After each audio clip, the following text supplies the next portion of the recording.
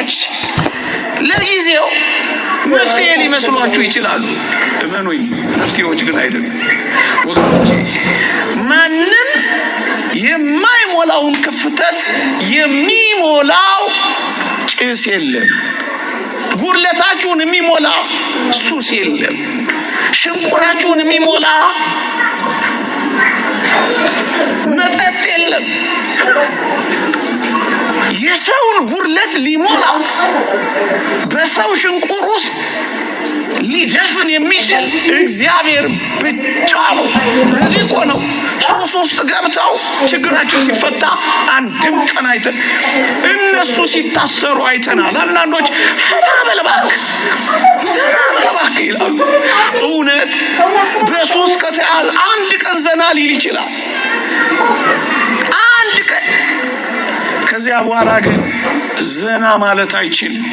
ይታሰራ ፈታ ማለት አይችልም። እስረኛ ይሆናል። መውጫ እስኪያጣ ድረስ እስረኛ ይሆናል። አይዝናና፣ ይጎሰቁላል። ለጊዜው አይምሮውን ያስተዋል፣ ጊዜያዊ ደስታ ይሰጠዋል። የዘላለም መከራ ግን ያቀብለዋል። ማታ ይስቃል፣ ጠዋት ያለቅሳል። ጥቂት ሰከንዶች ይቦርቃል፣ ለብዙ ጊዜያት ግን ይኮማተራል። ምን ማለት ነው? ችግራችሁን የሚፈታ ምንም ነገር የለም ከእግዚአብሔር በቀር። ጉድለትህን የሚሞላው እግዚአብሔር ነው። እግዚአብሔር ነው። እነዚህን ምክንያቶች በመጥቀስ ብቸኛ ነኝ፣ የበታችነት ይሰማኛል፣ የሚወደኝና የሚፈልገኝ እንዳለ ማረጋገጥ እፈልጋለሁ፣ አፍቃሪ እፈልጋለሁ፣ ግን አጥቻለሁ።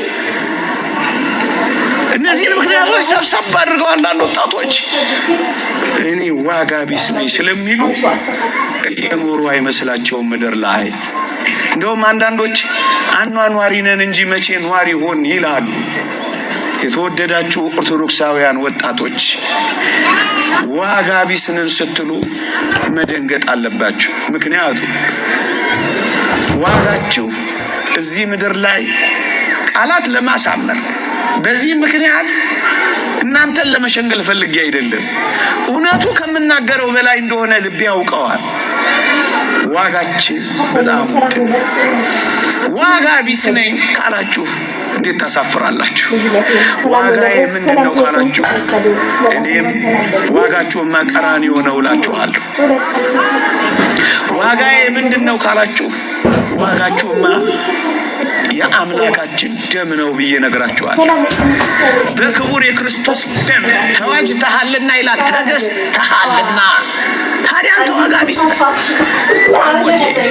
የአምላክን ደም የሚመስል እዚህ ምድር ላይ ዋጋ የሚያወጣ ነገር ካለ ነገርኛ የትኛው ቡቲክ ውስጥ ይገኛል? የትኛው ሱፐር ማርኬት ውስጥ ይገኛል? የትኛው ሼልፍ ላይ ተቀምጧል? በየትኛው አማዞን ታዛለህ? የትኛው ንግድ ይሄን ይነግርሃል? በጣም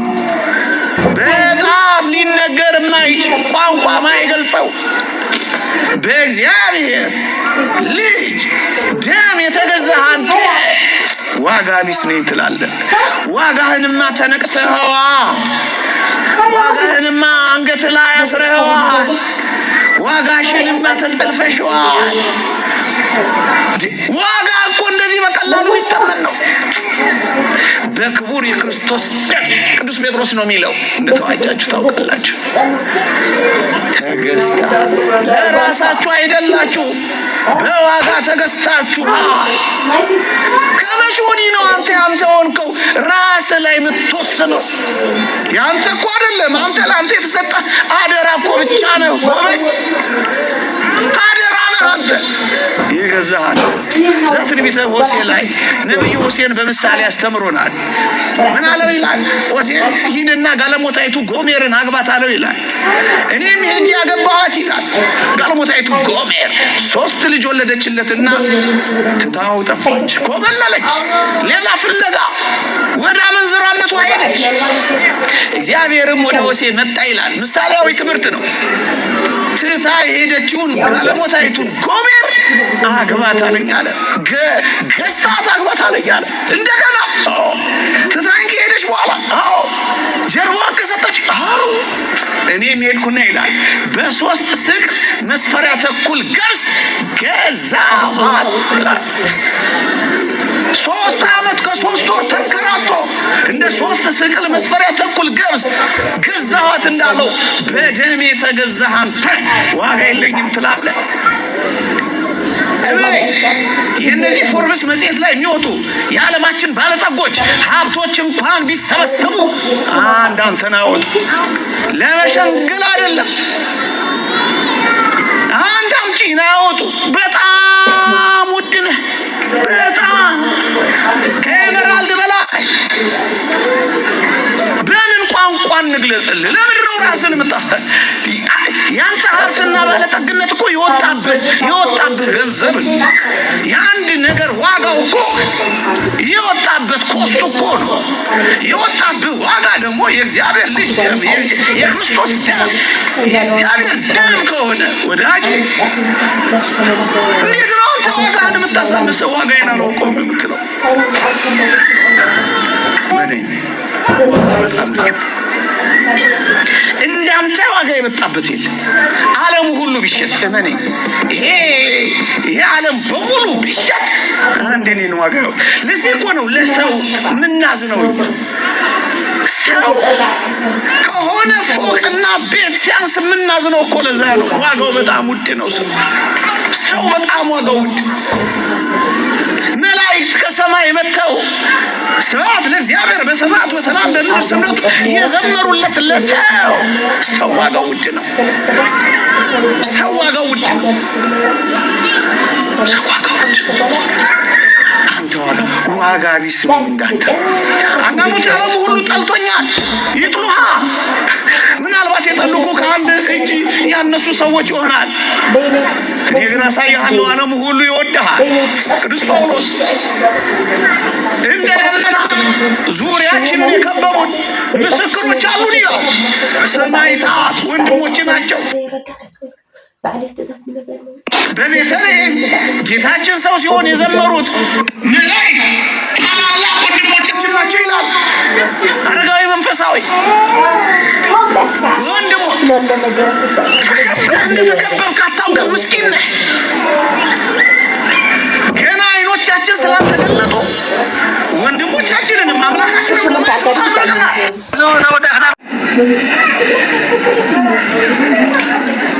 ንገሯት ለዓለም እኔም አልወዳትም ነው ያላቸው። ደግሞአለሁ፣ ንገሯቸው እኔም አልወዳትም ዓለምን ነው ያላቸው። ክርስቶስን ያልወደደች ዓለም አንተን ስለማትወዳት እንድትወድህ አትጠብቃት። ለሱ ያልሆነች ምድር ለአንተም ስለማትሆን እንድትሆንልህ እንድትመቻመች አትፈልግ። እኔን ደግሞ ከጠሉኝ እናንተን ይጠሏችኋል። በእኔ ደግሞ መከራ ካደረሱ በእናንተ ላይ መከራ ያደርሱባችኋል። አትደነቅ፣ አትበርክክ። ይሄ ሊሆን ግድ ነው። የክርስቶስ ስቃይ በእኛ ላይ እንደበዛ መጽናናቱም እንዲሁ ይበዛል ይላል። አትደነቅ። እንደ ክርስቲያን ሆነ ይኸው አይኖችን ግለጥ። የከበበ ብዙ ነገር አለ። ቅዱስ ጳውሎስ እንዲህ ሲል አሰማችሁ። ዳግመኛ ክርስቶስ እናንተ ውስጥ እስኪሳል ድረስ ስለእናንተ ምጥ ይዞኛል ይላል። ቅዱሳን አሉልህ፣ ምጥ የሚያዙልህ የምትዘክራቸው ቅዱሳን አሉልህ። ከማንም በላይ ወዳጅ ከምትለው ቢሆንልኝ ከምትለው ዘመድ በላይ ዘመድ አለ። አልተጠቀምክበትም።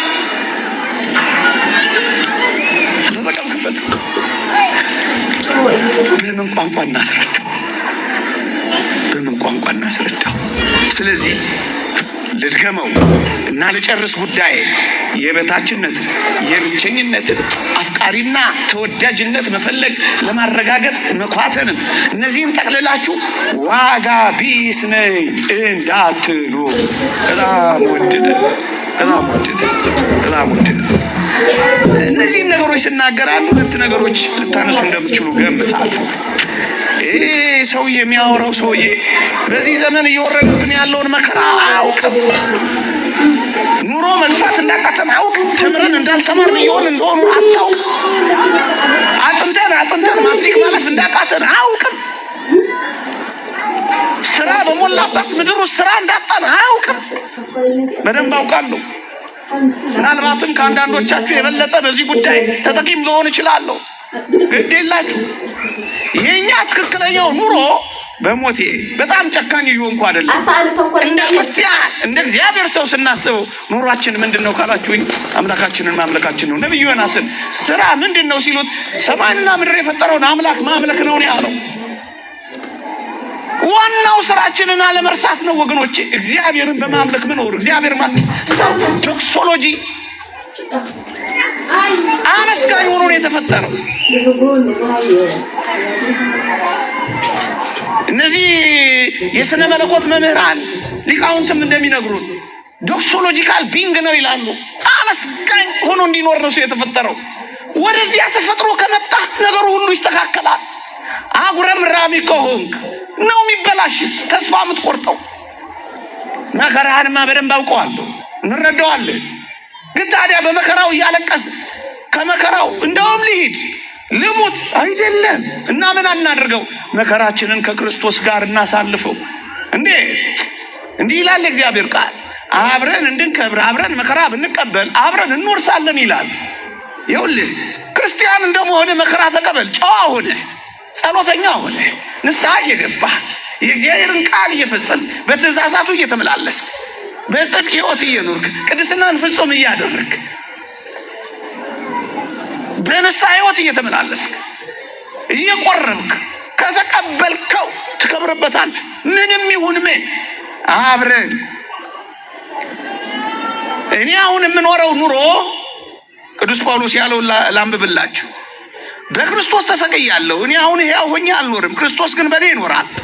አሁንም በስጋ የምኖርበት ኑሮ በወደደኝና ስለኔ ራሱን በሰጠው በእግዚአብሔር ልጅ ላይ ባለኝ እምነት የምኖረው ኑሮ ነው።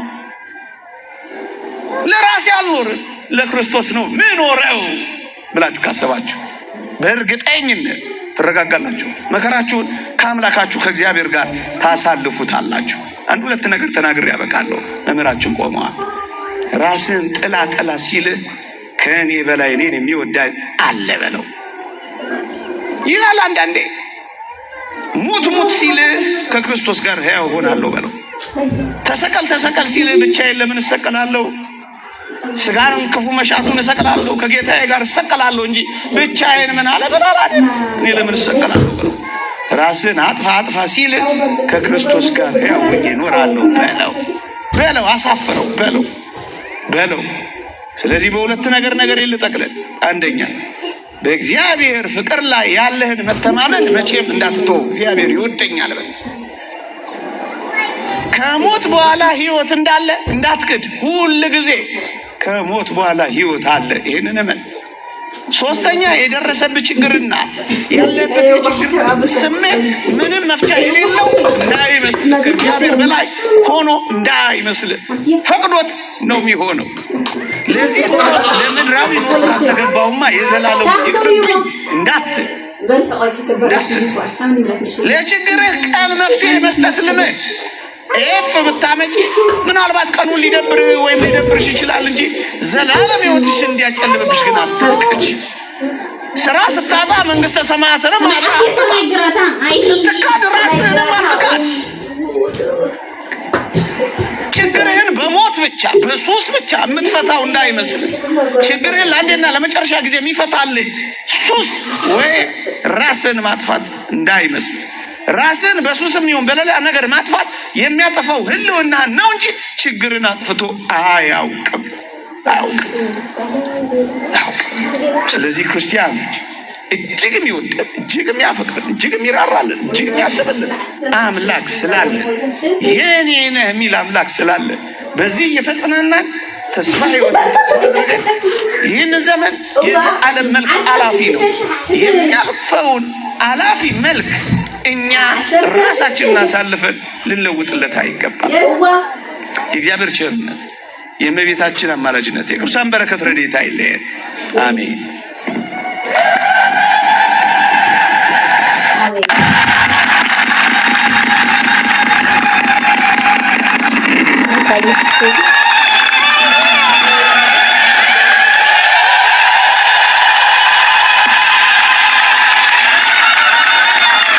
ያስተማረን አምላክ ያሳርፈን በቃሉ ያጽናናን ብርታት ከፍታ ሕይወት የሆነን መድኃኒዓለም ስሙ የተመሰገነ ይሁን።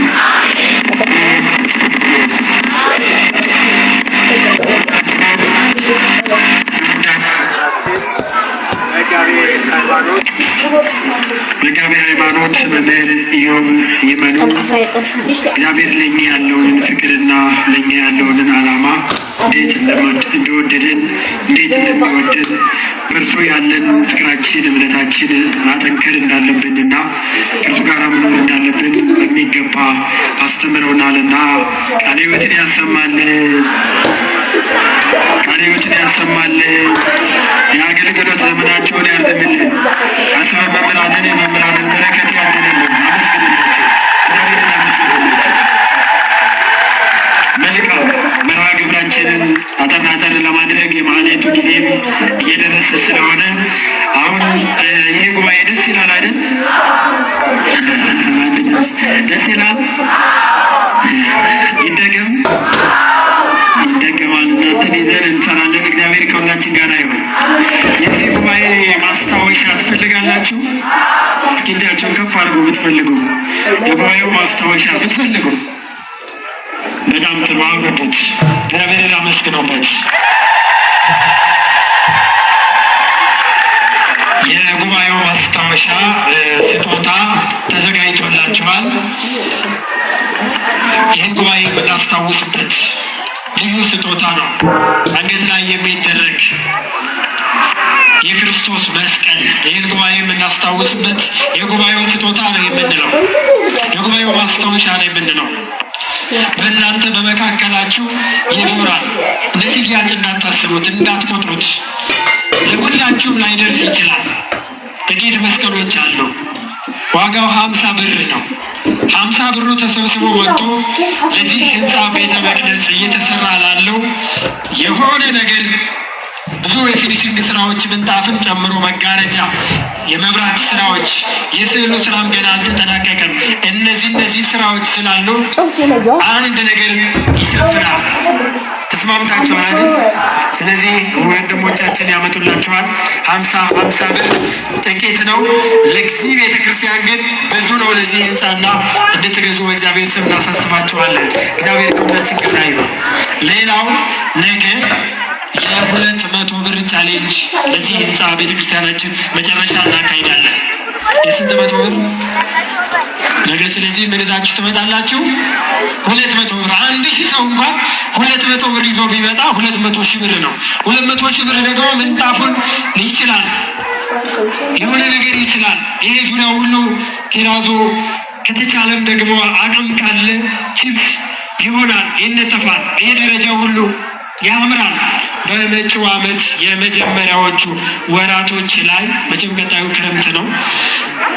በመጪው ዓመት በአዲሱ ዓመት የመጀመሪያዎቹ ወራቶች ላይ እግዚአብሔር ያስፈጽመናል፣ ይመረቃል። ያደርሰን። እግዚአብሔርን አመስግኖት እስኪ ደስ ይበላችሁ። አሁን እየገባችሁ አይታችሁታል። ቅድም የሚገርመው ወንድማችን መጋቤ ሃይማኖት መምህር ኢዮብና እህታችን ዘማሪ ትምህርትነሽ ሲገቡ በህንፃው ደስ እያላቸው ነበረ እያዩት የገቡት። አብረን የገባ ነው በዚህ በኩል እንዴት ያምራል እያሉ ደስ እያላቸው ነበረ።